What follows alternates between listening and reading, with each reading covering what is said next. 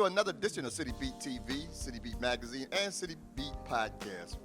We're at the historic Art for the Soul Gallery, in second floor of Tower Square, and we have the distinctive pleasure to talk to a phenomenal quiltist, artist, phenomenal individual. Her name is Johnetta Miller. And Ed, I just want to welcome you to Springfield. How are you? I am so fine, and thank you so much for bringing me to wonderful Springfield.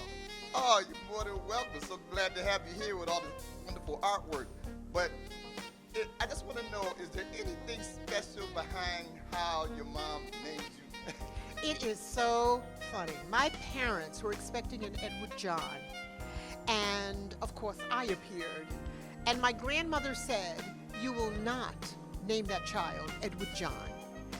And she is the one who got so creative, and she said, okay, you want to name her after your favorite uncle, Edward John, so why don't we say Ed John, and let's add Etta to the end of it to make it more feminine. And so that's how my name came to be, Ed John Netta. Outstanding. I knew there had to be a story behind it. It had a beautiful story, yes. So let's talk about what it is that you do, master textile and quilt designer. Can you kind of like summarize for our audience what that all entails and what does it mean? Absolutely. I started out as Johnetta Miller, a weaver. I wove fabric for about 25 years, and I absolutely loved it. I started an artisan center on the campus of Oak Hill School for the Blind, and I taught blind students how to weave. I also taught traumatically brain injured students how to quilt.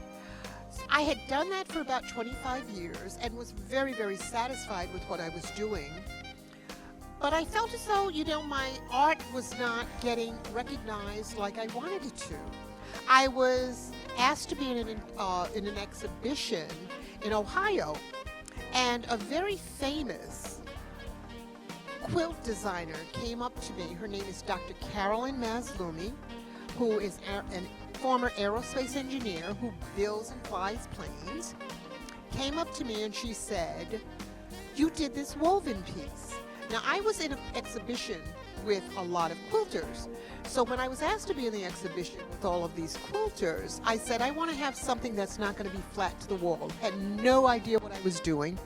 I took some of my hand-dyed fabrics, some commercial cloth, put it all together, had just come back from Kumasi, Ghana, had a walking stick, stuck it in the back, hung it on the wall, and it got international recognition. And I said, wait a minute, this is easy, I love it, I got something here. And Dr. Maslumi said, Johnetta, you have one of the best sense of color that I have ever seen. I want to mentor you. So I worked with her for several years, and now I am Johnetta Miller, textile artist and quilt designer. Wow, what a wonderful story. Thank you. So how long has that journey been?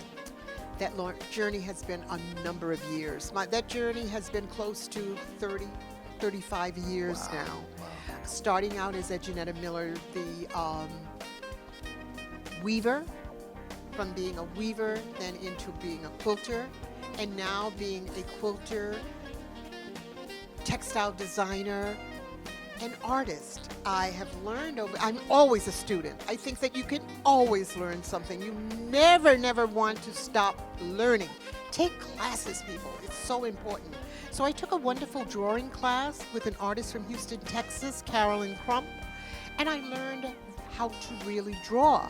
So what you're seeing in this exhibition are some of my new drawings that I have drawn and put on photo transfer paper and quilted around it, and it brings me joy.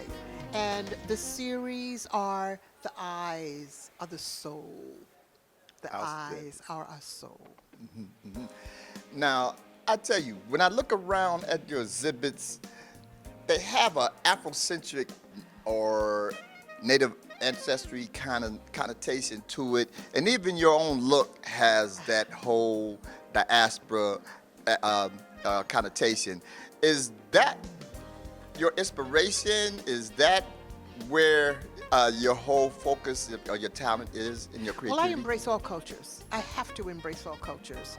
I am African American, I have Jamaican roots, and I have Native American roots. So I really embrace all of those cultures. But within all of those cultures, I have friends from various cultures, from the Sandblast Indians of Panama to Jewish culture, to all the different cultures. And so what I like to do is incorporate all of that. If you look at my work, you'll see a little bit of everything in my work. Many, many years ago, when President Obama was inaugurated, the Women of Color Quilters Network, we had an exhibition in Washington around his inauguration. And one of the quotes that I did was, "And I celebrate all cultures." Absolutely celebrate all cultures. And the quilt had fabrics from as many different ethnic groups as possible. So I appreciate who I am as an African American, Native American, Jamaican woman. And so I do. I celebrate cultures. I think it's very important to do that. My goodness, what a tremendous experience in your lifetime. Yes. So where are you from originally?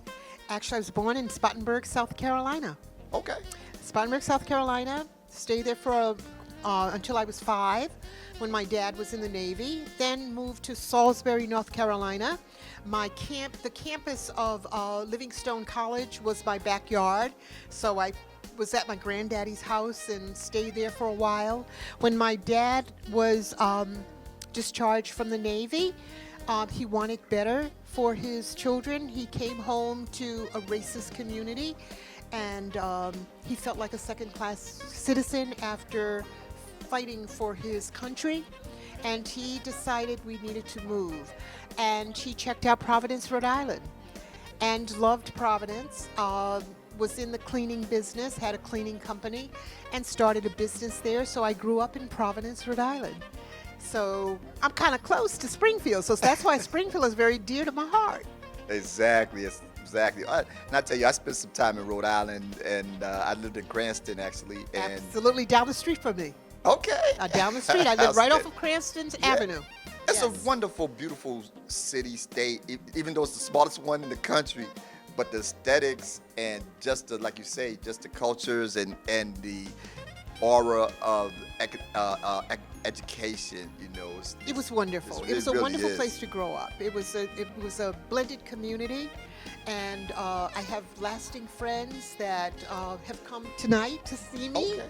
and who also have just celebrated my wonderful exhibition here by sending me wonderful emails and flowers and candy and all kinds of things. And so, yeah, Providence was a wonderful place for me to grow up. Speaking of the display, Art for the Soul Gallery is really a pinnacle in our community for the arts. And for this wonderful display, I'm just curious as how you connected with Tracy Woods and how did this all evolve? Tracy's been in my life for a very long time. Her sister, Elaine, was a very dear friend of mine. And we all worked together at the CRT Craftery Gallery in Hartford. Jonathan Bruce was the curator there and the director, executive director. So Tracy, she's been in my life for a very long time, for over 30 years. And when Jonathan came out of retirement and said that he wanted to do an exhibition of my work and do it at Tracy's, gallery here, Art for the Soul, I said absolutely, I had to do it. It was absolutely what I needed to do. It felt like coming home. When I came to visit, an exhibition was up and it felt so good. I said, this is where I want to be. And I've worked with her amazing staff like Billy, who is just phenomenal to work with. Everybody has been so professional and so wonderful. Everybody needs to know about this particular gallery because it's one of the best in New England, if not the United States. Outstanding. Now, this is the grand opening. Yes. And how long will this exhibit be on display for the community to come in and see? The exhibition will be up until March. And there are going to be many different events that are going to be around it. Quilt sharing. We're going to have a quilt workshop. We're going to have a workshop for children. We might have a book signing for Black History Month. But it's going to be a very, very, very busy time. So all you need to do is to check Art for the Soul's website, and you'll know everything that is going to be happening. And so when will you be coming back? Hopefully, I'll be back here in mid-December. Okay. I will check with Rosemary. I'll let everybody know when I'm coming, and I will be ready to greet this wonderful, wonderful community. Oh, awesome, awesome. And we're getting ready to wrap up here. The day is ending. But out of all these wonderful quilts that I'm sure you probably have many more. I have many more. I have many more at home. I do. I've been in many, many different exhibitions. I belong to a wonderful organization, the Women of Color Quilters Network, which is out of Westchester, Ohio. And we do a lot of traveling exhibition. Matter of fact, one of our exhibitions just came down, and We Are the Story, which is around injustices in the United States.